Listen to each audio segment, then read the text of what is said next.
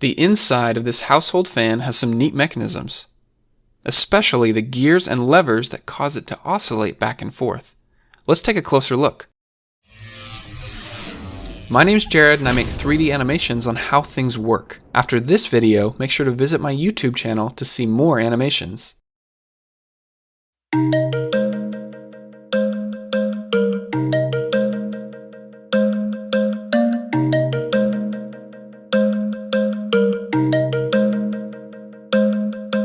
First, a quick tour of the features of this fan. At the bottom are the buttons to set the fan speed, a dial to adjust the pitch of the fan, and then the pin on top to make the fan move back and forth.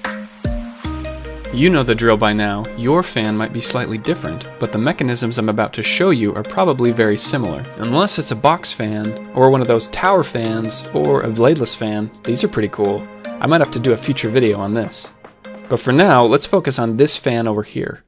Taking one apart is pretty simple. Several screws in the bottom and plastic pieces to take off.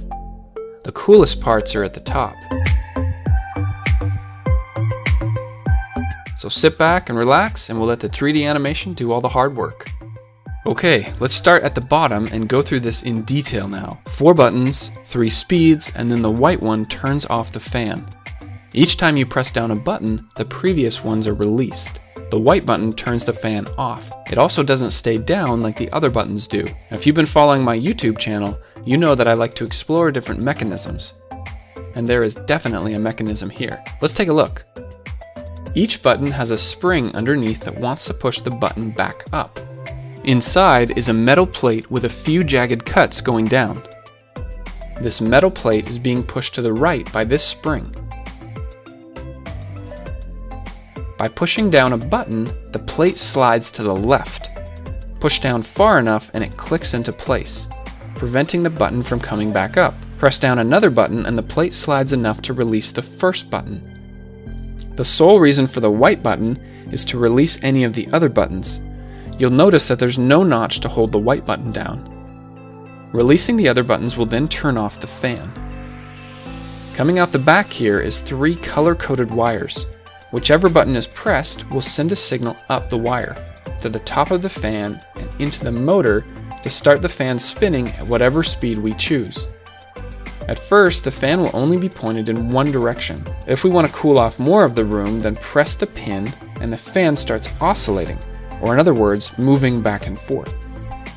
We already have an electric motor and we don't want to add another one. The idea here is to convert the spinning motion of the fan into a side-to-side motion.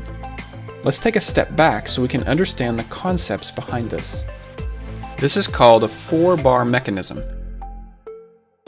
Each bar is connected by pins which allow them to rotate freely. One of the bars is usually fixed in place so that it can't move. This one is called the crank. Usually a motor is causing it to rotate around. These other 2 bars are forced to follow the motion.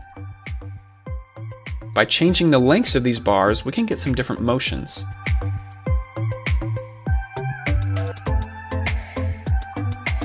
Let's focus in on this configuration.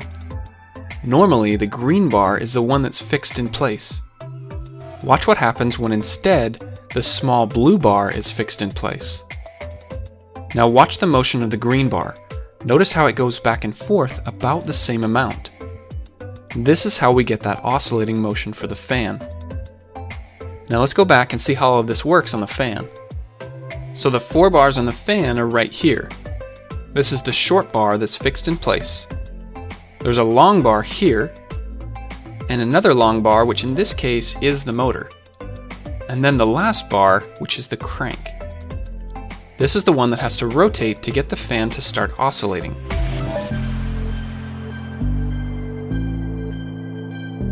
But there's still a missing piece. How do you convert the rotation of the fan to the rotation of the crank? The magic happens inside of the gearbox. Inside of that gearbox, there's a piece that sticks out the back that rotates along with the fan. This is called the worm. When it spins, it kind of looks like it's moving even though it's not. Right next to it is the worm gear. Down below is another gear which is directly attached to the crank. The pin is what connects all of these gears together. You can see it has some gear teeth on it. Towards the top of the pin, there's a spring with 2 ball bearings. They come out just far enough to catch the worm gear and spin with it. Let's walk through the whole thing now. The fan is on, which spins the worm and the worm gear. This spins the pin, which spins the next gear, which turns the crank, causing the 4-bar mechanism to oscillate the fan back and forth. This only works when the pin is down.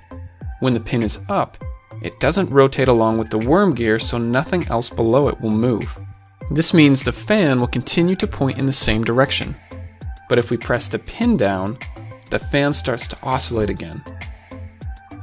Let's look at the ball bearings again. When the pin gets pulled up, the ball bearings would go flying in each direction if there was nothing to stop them. This actually happened to me the first time I took apart the fan. Don't worry, I found them again. Just be warned if you try this yourself.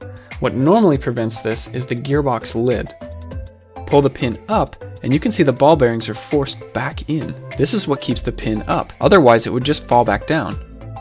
Press the pin down again, and the spring forces the ball bearings out and in contact with the worm gear.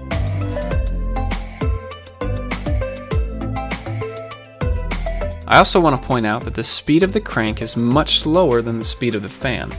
If it was spinning as fast as the fan, well, it probably would break before that point. The right combination of gears helps to slow the speed down, so the oscillation happens at just the right speed.